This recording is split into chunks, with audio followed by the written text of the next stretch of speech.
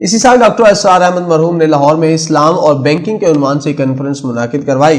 اس conference میں پاکستان اور بیرون ملک سے تقریباً ہر شعبہ زندگی کے افراد نے شرکت کی، جن میں سپریم کورٹ کے سابق جج، معاشرت دان اور علماء شامل تھے۔ اس کانفرنس میں جہاں مروجہ بینکاری کو حرام قرار دیا، وہیں اسلامی بینکاری کو بھی نہ صرف حرام قرار دیا گیا بلکہ اسے اس لیے زیادہ خطرناک قرار دیا کہ اس کی وجہ سے عام آدمی سے اسلامی سمجھ کر اس میں شامل ہو جاتا ہے اور اسے اس بات کا قطعاً احساس تک نہیں ہوتا کہ وہ ویسا ہی سود حاصل کر رہا ہوتا ہے جیسا کہ مروجہ سودی بینکوں سے لین دین کے معاملے میں اسے ملتا ہے۔ وفاقی شرعی عدالت نے بھی اپریل 2022 کے اپنے اس فیصلے میں مروجہ اسلامی بینکنگ کو بھی مکمل نہیں بلکہ کسی حد تک یعنی انگریزی زبان میں تو ٹو سم ایکسٹینٹ حلال قرار دیا ہے۔ اگر فیصلہ کرنے والے ججوں کو اپنے موقع پر حتمی یقین اور ایمان ہوتا تو وہ کبھی بھی اس پر دوبارہ پٹیشن دائر کرنے اور عدالت سے رجوع کرنے کی گنجائش نہ چھوڑتے۔ 15 سال قبل 2008 میں دنیا میں ایک عالمی مالیاتی بحران آیا جو اپنی خوفناک شکل میں 2008 میں اس طرح نمودار ہوا کہ یوں لگتا تھا کہ 1945 میں بریٹن ووڈ میں قائم کردہ سودی مالیاتی نظام دھڑام سے گر جائے گا۔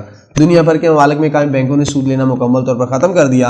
اس بحران سے نہ صرف یہ بینکار سمجھ گئے تھے ترقی اور سود ایک ساتھ نہیں چل سکتے، بلکہ دنیا بھر کے ممالک کو بھی اس بات کا ادراک ہو گیا تھا کہ اگر ہم نے لوگوں کو سود پر قرض دیا تو معیشت کا پہیہ بالکل جیم ہو کر رہ جائے گا۔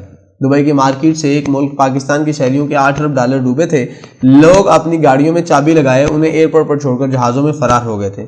اس عالمی بحران میں اگر اسلامی بینکاری نہ ہوتی تو سود کا عالمی نظام دم توڑ جاتا۔ عالمی سودی مالیاتی نظام کے قائدین کو ساری زندگی کے لیے اسلامی بینکاری کا شکر گزار ہونا چاہیے کہ اس نے 2008 میں سودی نظام کی بقا کے لیے ہر اول دستے کا کام کیا۔ یہی وجہ ہے کہ 2008 کے بعد سے دنیا بھر میں اسلامی بینکاری میں ڈرامائی طور پر اضافہ ہوا اور دنیا میں قائم عالمی سودی مالیاتی نظام کے ٹھیکیداروں نے بھی اسے ٹھنڈے پیٹوں قبول کر لیا۔ اس کی بنیادی وجہ یہ ہے کہ مروجہ اسلامی بینکنگ سودی نظام کے بنیادی اساسی تصور میں سے کسی ایک تصور کو بھی چیلنج نہیں کرتی بلکہ اپنی مخصوص ہیلا سازی سے اسے شرعاً جائز قرار دیتی ہے۔ اسلامی بینکاری پر عملی کام 1963 میں شروع ہوا اور 1975 میں اس کی کھڑکیاں عام بینکوں میں کھول دی گئیں۔